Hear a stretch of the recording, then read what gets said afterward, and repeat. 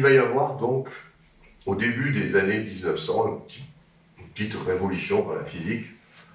Il faut qu'on comprenne ces phénomènes qu'on ne comprend pas avec la physique classique. Donc, comme je l'ai déjà dit, ça va être une période assez trouble, où les gens vont pas comprendre grand-chose.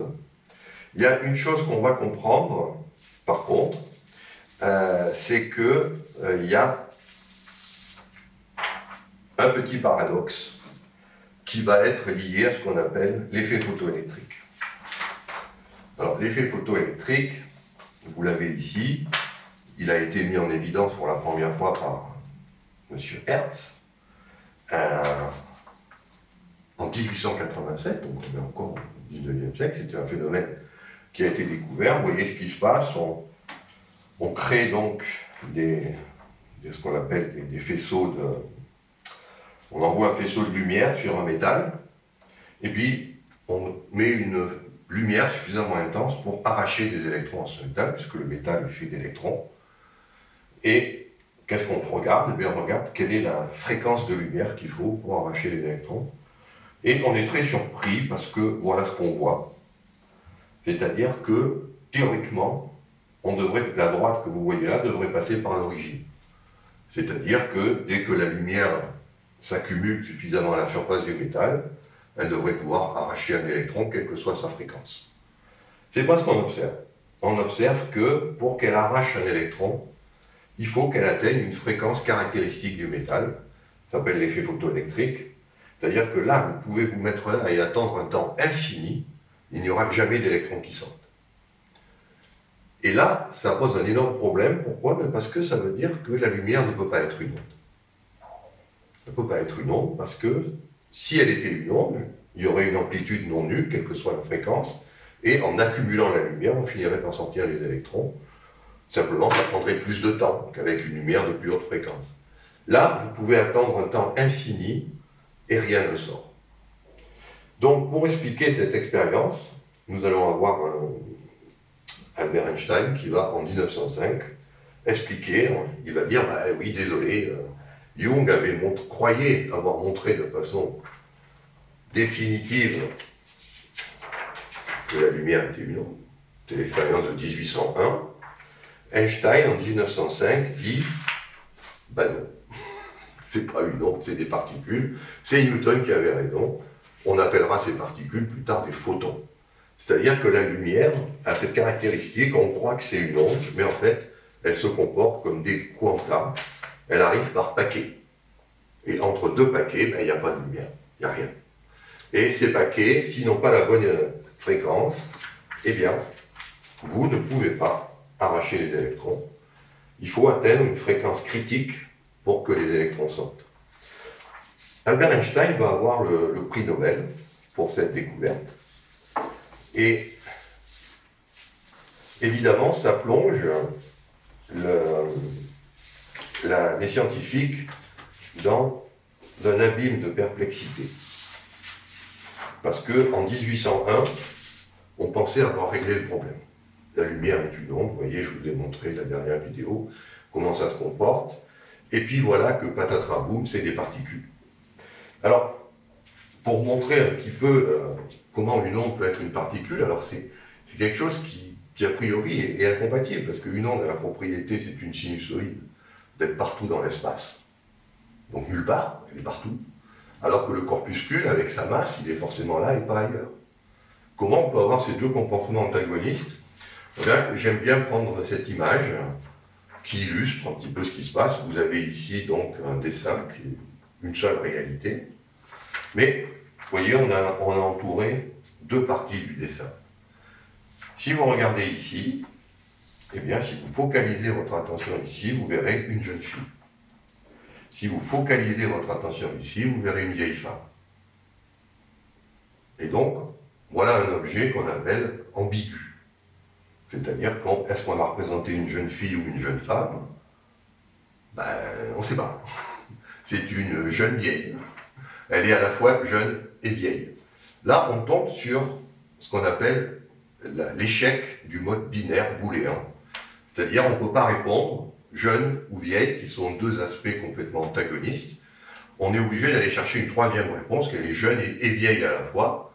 On pourrait aussi dire elle est ni jeune, ni vieille, elle est simplement ce qu'elle est. Mais en tout cas, on échappe à la logique binaire, 0, 1, oui, non. Et voilà, ben, c'est peut-être ça en fait. La matière, c'est un truc qui est soit une onde, soit une particule. Mais ce qui est sûr, c'est que c'est une seule chose. Puisque, comme je vous montre le dessin, on n'a pas deux dessins, on a bien un dessin qui peut s'interpréter de deux façons différentes. Et c'est là où les scientifiques vont commencer à dire « Ah, je commence à comprendre un truc. » C'est que, comme je vous l'ai dit, si je regarde là, elle est vieille, si je regarde là, elle est jeune. Est-ce que ce ne serait pas mon regard, ma focalisation de mon regard, qui va déterminer la réalité? C'est-à-dire, c'est parce que je regarde ici qu'elle est vieille. C'est parce que je regarde ici qu'elle est jeune. Si je ne regarde pas, si je détourne le regard, elle est ni jeune, ni vieille. Si je regarde, non pas là ou là, mais par exemple ici, elle est à la fois jeune et vieille. C'est-à-dire qu'en fait, toutes les réponses sont possibles. Ce qui va déterminer une réalité, ce n'est pas l'objet, c'est la manière dont je le regarde, la manière dont je l'observe. Ça va être la grande clé de la physique quantique, c'est que si on y réfléchit un petit peu, lorsqu'on était en physique classique, que vous preniez par exemple les équations de Maxwell, de Newton, pardon, on sait que ça fait tourner le système solaire. C'est pour ça qu'il y a la Terre et la Lune qui tournent autour de la Terre qui tourne autour du Soleil, et ainsi de suite, les autres planètes. Mais finalement, ces planètes tourneraient même si on n'était pas là.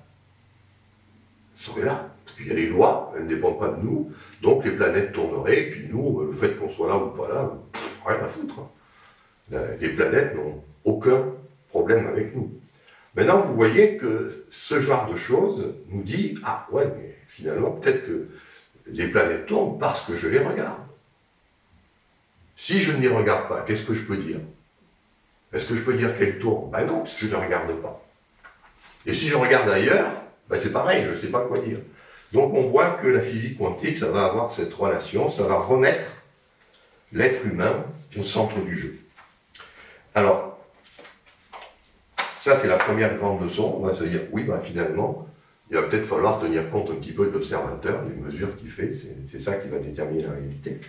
La deuxième chose qu'on va faire, c'est se dire, ma foi, bon, ok, la lumière, on croyait être une onde, c'est une particule, qu'on appelle aujourd'hui le photon, on va l'admettre, parce que c'est comme ça, même si on ne comprend pas.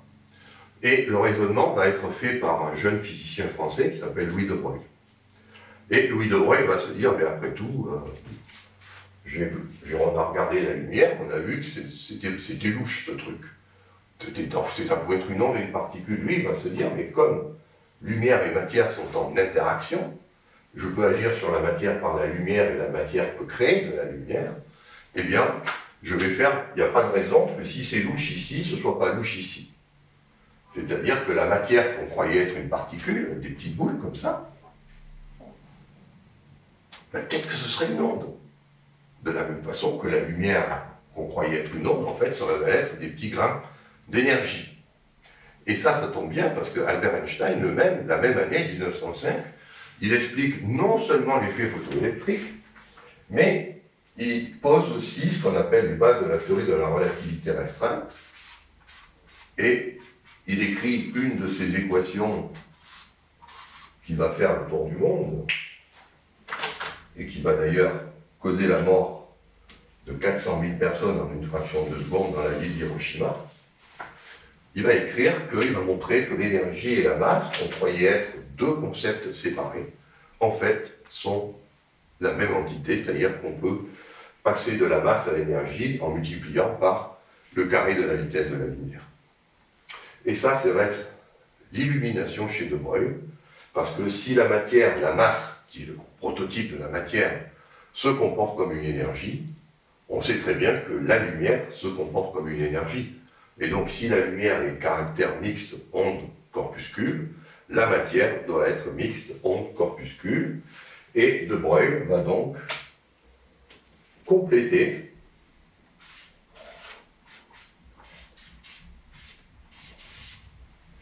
la relation d'Einstein il va dire que ce qu'on croit être des particules, qui ont une masse et une vitesse, comme nous l'apprend la mécanique, eh bien, cet produit de la masse par la vitesse qu'on appelle la quantité de mouvement, est en fait, peut s'exprimer comme le rapport d'une constante qu'on retrouve dans la loi du corps noir, que ce soit Max Planck qui va la déterminer, pour ça qu'on l'appelle la constante de Planck, que divise une longueur d'onde. Autrement dit, la masse prend un caractère ondulatoire. La matière, les corpuscules peuvent aussi être de temps en temps perçus comme des particules ou comme des ondes.